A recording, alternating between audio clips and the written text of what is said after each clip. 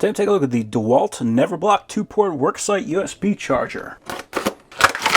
So there it is. Nice tiny little thing. We do have our fold-up prongs, which means that we can throw that thing on our toolbox. We don't have to worry about that puncturing into anything. That is ETL listed. We have an input of 100 to 240 volts, so it's good for international or domestic. And that outputs 2.4 amps at 5 volts. We got our branding there on the top. We've got nothing really on the sides until we get to the front. And we've got angled USB-A plugs. So what's great about that is if we plug that guy in, we have still got plenty of space there on the bottom. Or if you got to plug in a gigantic wall wart or something like that, you can easily accommodate that. And because these ports aren't coming out the front, we can put stuff in front of that. We don't have to worry about damaging that port. And because they're coming out at angles, we can still make use of those ports. And we don't even have to worry about putting that on the bottom plug. Let's go ahead and plug that guy in and plug that into our phone.